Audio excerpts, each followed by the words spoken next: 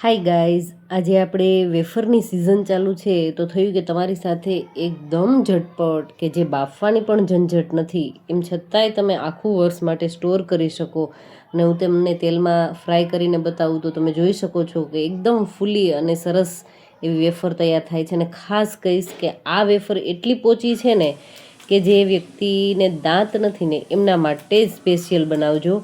એકવાર ટ્રાય કરશો ને તો તમને ખ્યાલ આવશે કે બનાવવી એકદમ આસાન છે અને ખાસ કે જેમને દાંત જ નથી ને એ વ્યક્તિ આસાનીથી ખાઈ શકશે, એટલી હદે પોચી થશે. તો સૌથી પહેલાં મેં એમના માટે એક બટેટું લઈને હું તમને કરીને બતાવીશ. તો મીડિયમ સાઇઝનું એક બટેટું છે, એમની આપણે સારી રીતે છાલ ઉતારવાની છે. અને હવે એક વાસણની અંદર આપણે પાણી લઈ લઈશું અને સીધું જ આપણે બટેટું છે એ આ રીતે આપણે પાણીની અંદર જ એમની ચિપ્સ છે એ તૈયાર કરી લઈશું. તમારે એમની નેટવાળી કરવી હોય, લીટીવાળી કરવી હોય કે ખમણ કરવું હોય એ તમારી ચોઈસ છે.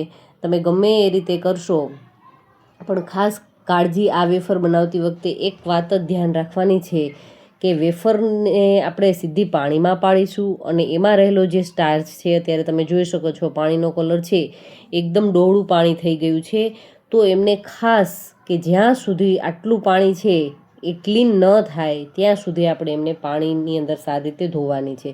જો એમની અંદર પાણીની અંદર વ્યવસ્થિત તમે ધોશો નહીં અને સ્ટાર્ચનો ભાગ રહી જશે તો તમારી આ સૂકવેલી બટેટાની ચિપ્સ છે બિલકુલ કાળી થઈ જશે. તો ખાસ કાળજી રાખવાની છે, બસ નાની નાની બાબત ધ્યાનમાં રાખશો એટલે તમારી ચિપ્સ છે એકદમ પરફેક્ટ થશે.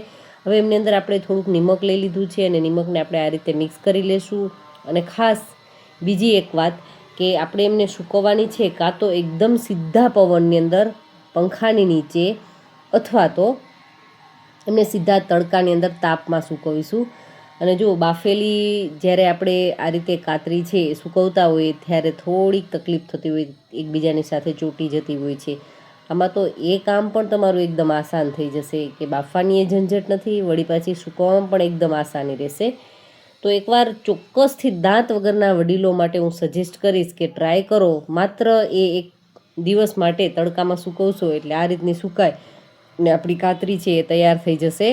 જો એમને સીધો પંખો ન લાગે તો તમે સાઈડ પરથી જોઈ શકો છો કે હળવી એવી કાળી પણ થઈ છે, પણ કશો વાંધો નહીં. તમે ફ્રાય કરી અને ખાશો ને તો તમને ખ્યાલ આવશે કે કેટલી આસાનીથી, કેટલી ઝટપટ, અને મેં તમને કીધું એ મુજબ કે દાંત વગરના લોકો માટેની જ ખાસ આ વેફર છે એ બનશે.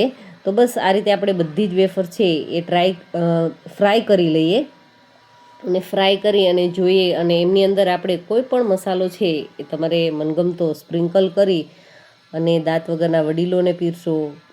ઉપવાસ હોય કે કાંઈ પણ ખાવાની ઈચ્છા થાય ત્યારે તમે એકવાર જરૂરથી આ બટેટાની વેફર છે એ બનાવીને આખું વર્ષ માટે પણ તમે આસાનીથી જે રીતે આપણે બાફેલીને એ સ્ટોર કરીએ છીએ એ જ રીતે એરટાઈટ વાસણની અંદર ભરી લેવાની અને આખું વર્ષ માટે તમે એમને ગમે ત્યારે ખાવી હોય ત્યારે ફ્રાય કરી શકો. એવી સરસ મજાની ચિપ્સનો વિડીયો જો તમને થોડોક પણ સારો લાગ્યો હોય ને મિત્રો, તો ખાસ તમારા ફ્રેન્ડ્સ અને ફેમિલી મેમ્બર્સ કે જેના ઘરે દાંત વગરના વડીલો હોય ને એમની સાથે ચોક્કસથી શેર કરજો.